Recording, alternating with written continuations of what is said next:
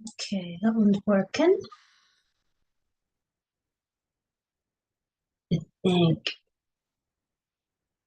that one's working.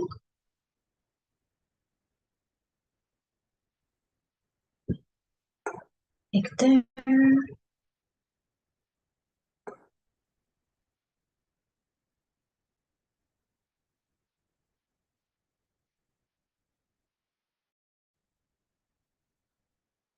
Welcome everyone. Just making sure everything is up and doing as it should.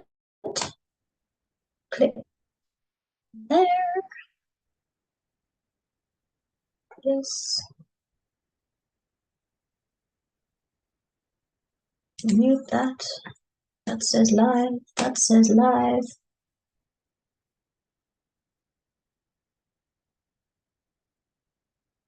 I'll sort itself out in a minute.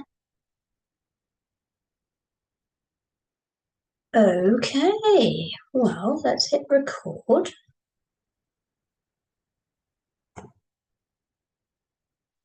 Getting better at this technology. And then get my notes up. So I think I am live on YouTube, LinkedIn, and the Facebookie. So let's get back up to where it should be. Wow. Well, welcome everyone. We will get started near enough bang on time tonight. So we'll see what happens. It looks like my LinkedIn might have crashed a smidge because I am frozen on the screen. But YouTube and okay, need to change the settings on the mic on LinkedIn. Not sure what's going on there. PMP, no, we'll just use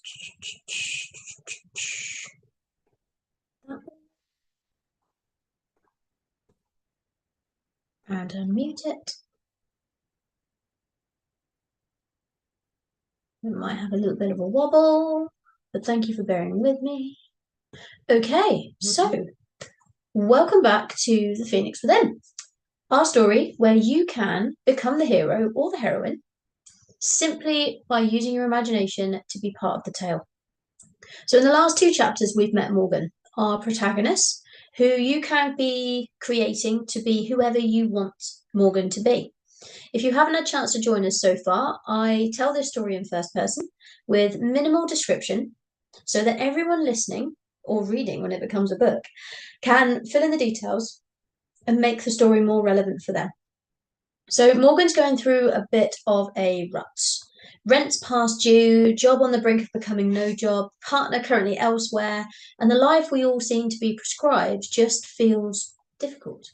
Morgan feels there should be so much more to life than born, school, good grades, good job, get married, have a family, work until you retire with some weekends and maybe 4 weeks off a year if you're lucky, retire and hopefully have enough to pay for your funeral and some nice bits for the grandkids.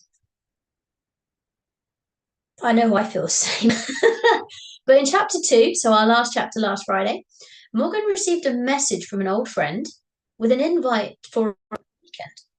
So the subject was something that made absolutely no sense to Morgan, but it sounded at least a little more interesting than playing dodge poo with the dog poo at the local park. So let's find out what happens and if Morgan decides to attend or to run the dog poo gauntlet like they normally do. So, chapter 3, you don't know what you don't know. I really hate that alarm.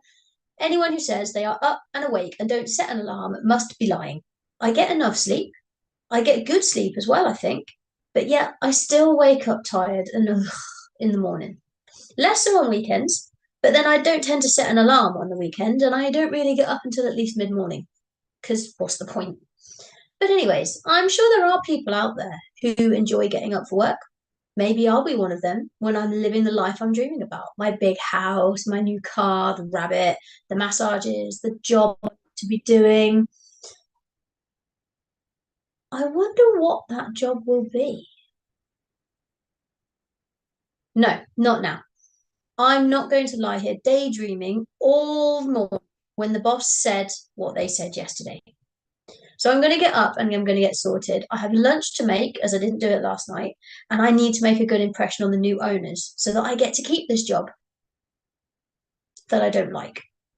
Standing in the shower, my mind flicks back to the text conversation from yesterday. Some people really do get to live the life that they want to live. But what if they just made that up to get people to join the webinar and to watch? Well, it's a free webinar and I've got nothing better to do. So no harm in attending and finding out, I guess. I dry myself and I get dressed. I sort my hair and my face and head to the kitchen to get my lunch together before heading out the door to work. Raining. So I turn round, I grab my coat, my other coat, and my umbrella, and I try again. Back outside, I put the umbrella up and it instantly turns inside out. It's not even that windy. So this is how the day is going to go, is it? I look and say thanks to the sky. Thank you. Then put my head down and trudge to work, dropping the broken umbrella in the first bin that I see, and trying to avoid the puddles because I probably shouldn't spend the money I've saved on those new boots when I might be losing my job soon. Bloody wobbly paving slabs. I shudder as the cold water splashes up the back of my leg and all over my other shoe. I really hope my spare socks are in my bag. I arrive at work. Luckily, at least it isn't far. Hung my coat up, check my bag for my socks, which aren't there. Bob's doing his usual, scurrying around, making sure things are done, and others are either getting on. Some are staring into space, and some are getting their morning coffee breaks. Me? I think I'll nip to the toilets and squeeze as much water from my socks as I can, and maybe add some paper towels to my boots. It really is going to be a great day. All sarcasm intended. But I suppose there is one upside. It's Friday. Apparently, that's a reason to be happy, according to someone who just came in the bathroom and saw me drying my socks under the hand dryer. I'm not sure how the weekend is any better than the weekdays, but maybe it's because you don't have to go to work. Maybe that person has a family or a partner they actually like. I haven't seen mine for a good couple of weeks as we had another fight about money. Apparently, saving money to buy boots and pay bills, as opposed to just getting a credit card and spending every last penny on whatever you want, isn't the done thing. I guess we just aren't compatible anymore. But that's okay. Plenty more fish in the sea, as Dad would say. I'm not sure how I feel about that idea, but that's the least of my worries right now. I think this as I dry my socks. I think this is as dry as my socks are going to get. And besides, my fingers are starting to burn now, and the whole room smells of damp, sweaty feet. Lovely. I open the window a little to let the air out. But even more lovely is trying to get damp socks back onto wrinkly, soggy feet and then putting them back into wet boots. It is just a rumour that you can get ill from having cold, wet feet, right? I'm more likely to get trench foot, but I doubt that will happen in the space of a few hours when they will gradually dry. Until it's time to walk home again later. But maybe I will avoid that wobbly paving slab that seems to move when I remember exactly where it was the last time I trod on it. Work today seems different. Everyone seems to be in except for a couple of the higher managers, but maybe they're on a meeting somewhere. And most people seem to be getting on. The boss is tucked away in the office, and every hour or so the assistant pops in with a tray of fresh drinks and sometimes a plate of biscuits. I wonder what it's like to discuss the sale of something you have built.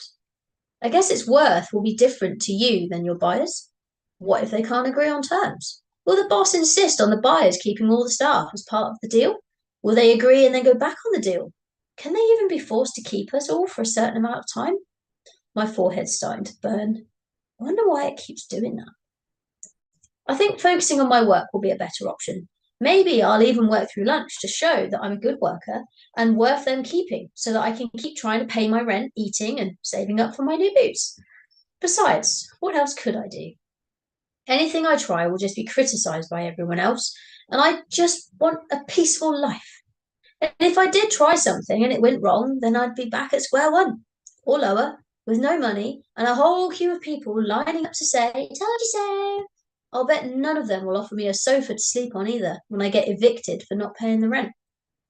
But I would so like to be doing something else. This job is so soul-destroyingly boring. There are so many other things I could do with my life. So why aren't I? I could have been an explorer, or worked with animals, or done something else with my geography exam results. Wait, my right ear's starting to burn. It's quite uncomfortable, actually. Ping! And now my phone is going. Forgot to put it on silent again. Oh, it's my friend reminding me about the webinar tomorrow. I hadn't forgotten, but it is nice to receive a reminder. I wonder if they sent it just to me, though. Or has my number been added to a big long list of people? Stop. Does that really matter? I really do need to get on with some work. I'm so distracted this week, flitting between this, that, and the other, probably being watched from a distance to see if I'm good enough to keep on the books. What am I supposed to be doing today, anyways? Oh, right, I see. I reckon if I get on, then I could get that project done that has the deadline next week. Maybe that will impress the new bosses.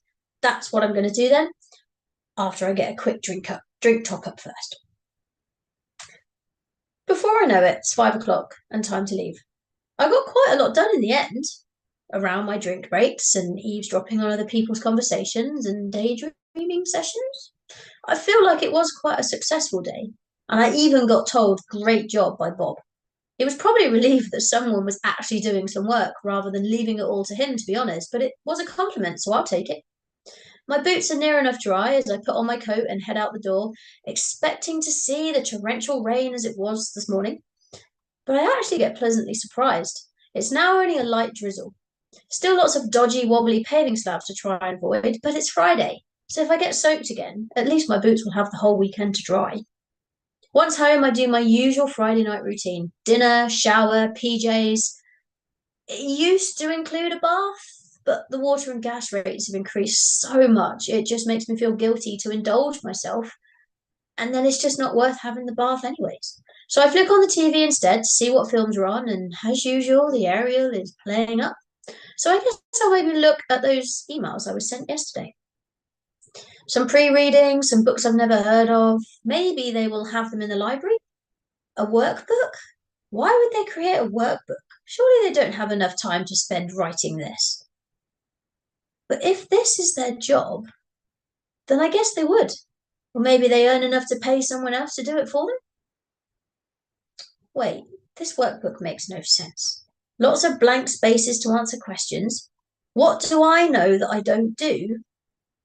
Hang on, I've read that wrong. What do I know how to do, but I don't do? What am I supposed to be doing that I know how to do? I scan over a few more of the questions, a few diagrams, some information that is very in line with my thinking, actually. Why should we feel so stuck, doing the same thing day in, day out, spending our weekends recovering, recuperating from the working week to make sure we're fit for work on Monday morning? Because if we go into work not at our best or phone in sick because we had a fun weekend, we get it in the neck. How dare we enjoy our free time and impact our work? This is interesting, actually. Some really good points that are getting me thinking. Why is life this way? Who decided it has to be this way? What stops us from making changes? Keep scanning. Something called a paradigm? Never heard of that. Apparently, I'll find out tomorrow what that means and how it's controlling nothing I do. The next email really does catch my attention, though. I can have anything I want if I simply decide I can have it. All I have to do is act like I've already got it and it will be delivered. That seems really far-fetched to me. If all I had to do was to think about something and it will then appear, why don't I have the things I want already? I keep reading, paying a little more attention now. There is the catch. Everything, be it human, a seed, an idea, takes time to grow. It has to first be planted, then it grows in its incubator, be it a womb, soil, or the mind, for a certain amount of time before it's ready to be born into the physical world. But while we know the gestation period of a human or an idea needs an unknown time to grow. It depends on the size of the idea. Some ideas, some thoughts come about very quickly. Some take a lot longer. All we must do is on what we want and take actions towards it. But the email doesn't say what actions to take. It just gives the phrase, I am so happy and grateful now that. And says to fill in the thing that we want as if we already have it. To write the thing we want in the present tense. I want so many things, I wouldn't even know what to write after that sentence starter. I decide to text my friend.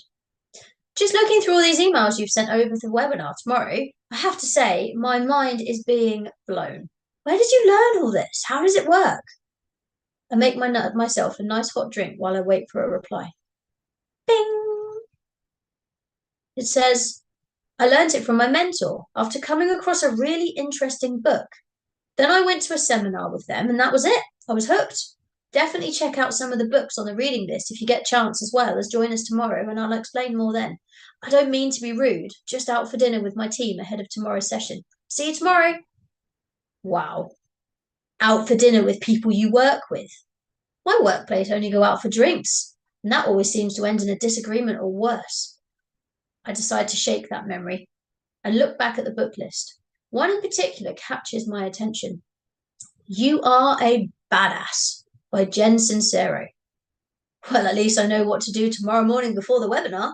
I think I'll take a trip to the library to see what I can find from these titles, as they are very intriguing. That could definitely be more interesting than playing Dodge the Dog Poo or spending the day in my PJs. I check my watch. Just after 10. TV's still not working. I've read all the emails. Maybe it's time for bed. Saturday morning. I'm awake at 7 a.m. This is very unusual for me. I turn over and I try to snooze. 7:15 a.m. Snoozing isn't working. My mind is buzzing with the book titles, so I check what time the library opens. 10 o'clock on a Saturday. What to do until then? The library is near to the local supermarket, so I could go and do my food shop, then pop into the library, get a library card, get some books to have a flick through before the webinar starts at 12. If I walk to the supermarket, then that will take me a good hour and save me a couple of quid on the bus fare as well. So I get up, breakfast, get dressed, write the shopping list, put the washing on, have a quick tidy up round the house, a few more faffy bits just to try and not be out of the door before 8:30. The sky's cloudy and threatening today, but no rain just yet.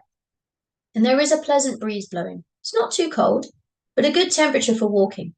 It's a nice walk to the supermarket, and it feels good to be out in the fresh air, stretching my legs, letting my mind wander through various things such as the leaves falling, different cars driving past, different displays in shop windows, then onto my list again, the things I want.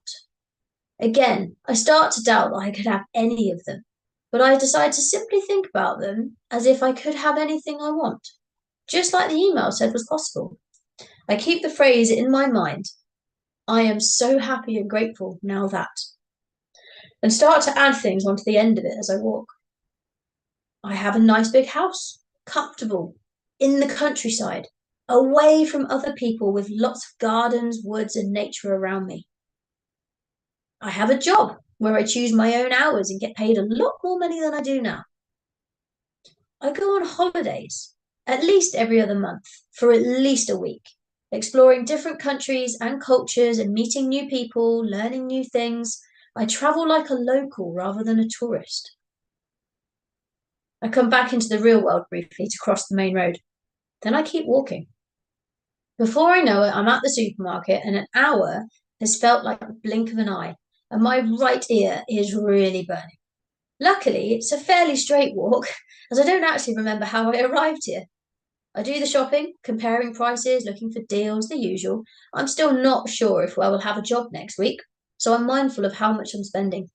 pack my backpack ready for the walk home, and then I pay and head to the library.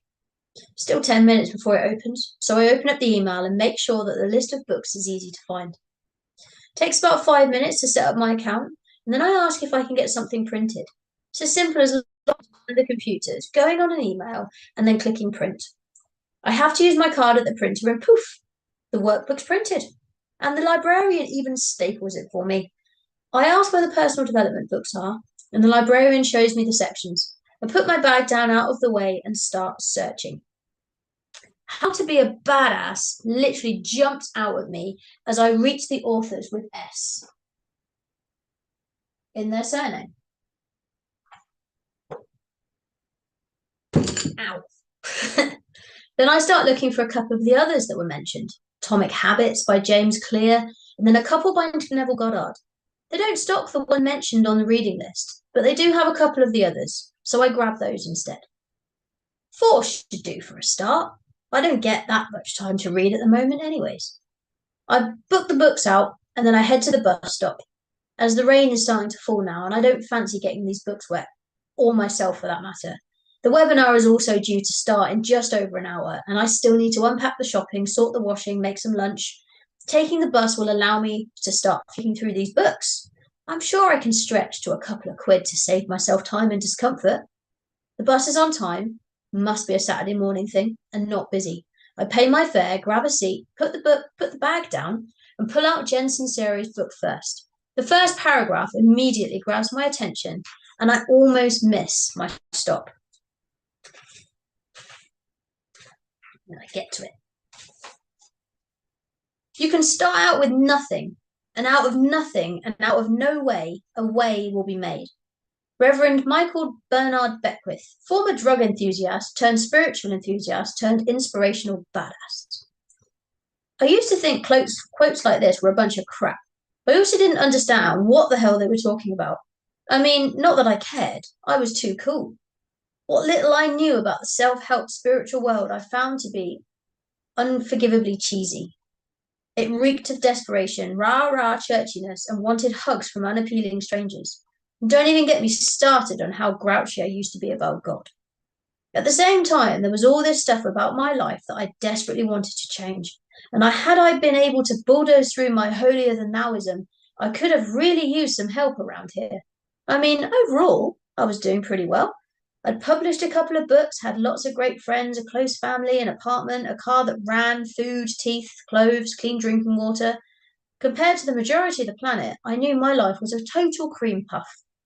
But compared to what I knew I was capable of, I was, shall we say, unimpressed.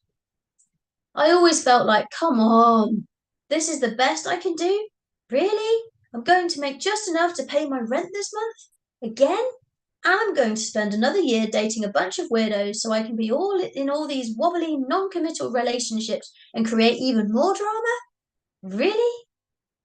And am I seriously going to question what my deeper purpose is and wallow in the misery of that quagmire for the millionth time? It was a snore. I push the button, get off the bus after nearly missing my stop, cross the road and head up to my home without getting too wet. Shopping gets put away, I hang the washing on the air near the radiator, and I make myself a quick lunch before turning on the laptop, logging into the webinar, and settling myself comfortably on the sofa with a drink as I flick through the workbook. Some music starts suddenly, and the webinar gets underway. I would share in detail what happened an hour and a half, but I am honestly at a loss to put most of it into words.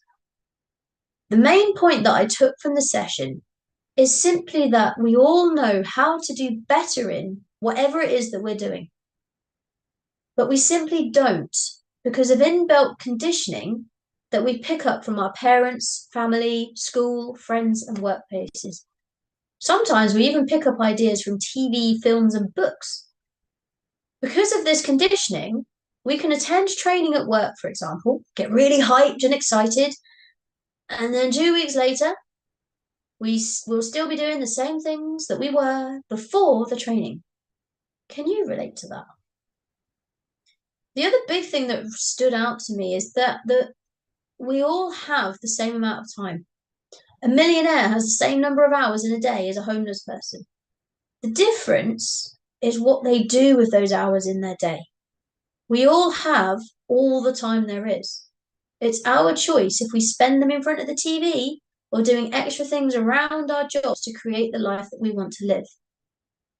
That really hit home. It's our choice what we do with the time that we are given.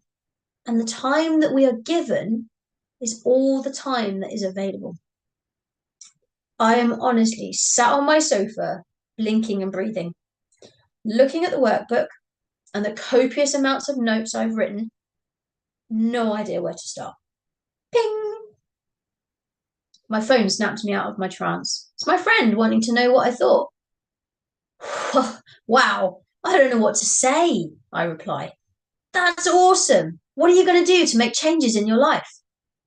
I pause. I read the question again before I answer. What are you going to do to make changes in your life? I think I'm going to go down to the coffee shop and pick up some extra work. I don't do much in the weekends, or in the evenings, or at the weekends. My job isn't that taxing during the day. I like coffee and hot chocolate, and I'm sick of not having enough money to buy anything I want. Great. Keep in touch. Let me know how it goes. I will do. The image of the coffee shop just down the road pops into my head. There's a sign hanging from the door asking for staff, and I jump up off the sofa. I shut the laptop down and start to put my shoes on, catching a glimpse of myself in the mirror in my drab, slightly scruffy clothes and my hair all over the place. I need to change. I decide to put something on that's a bit smarter, sort my hair, and then I put my shoes on and head down to the coffee shop. I realise as I walk that I have no idea or what is spurring me on, but the idea has been planted and I feel like I'm on autopilot. My right ear is literally on fire, but it feels strangely good rather than bad.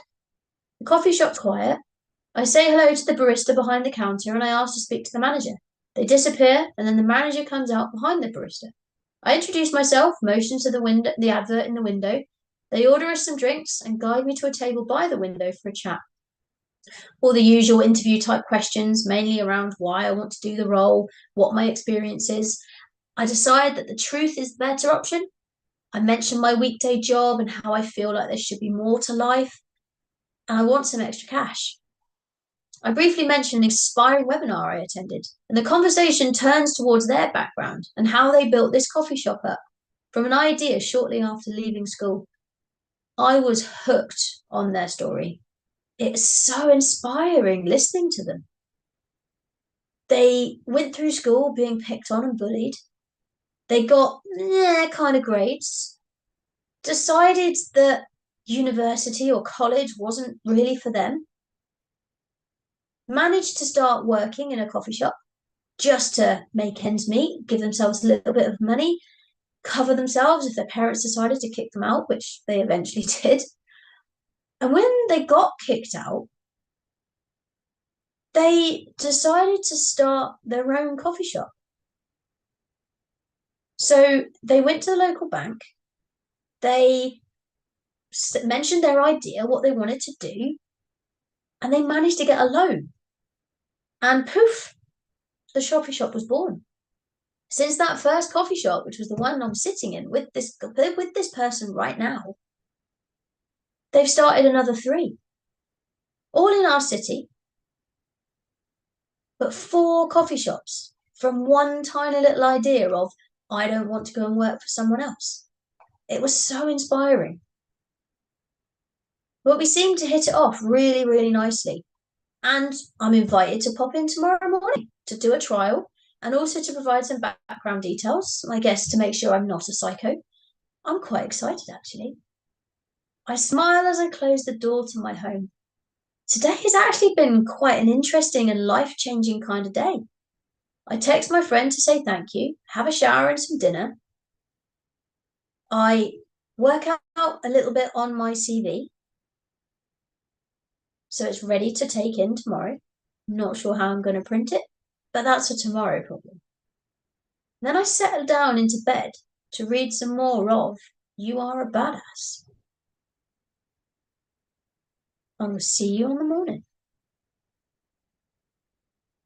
And that's it for chapter 3.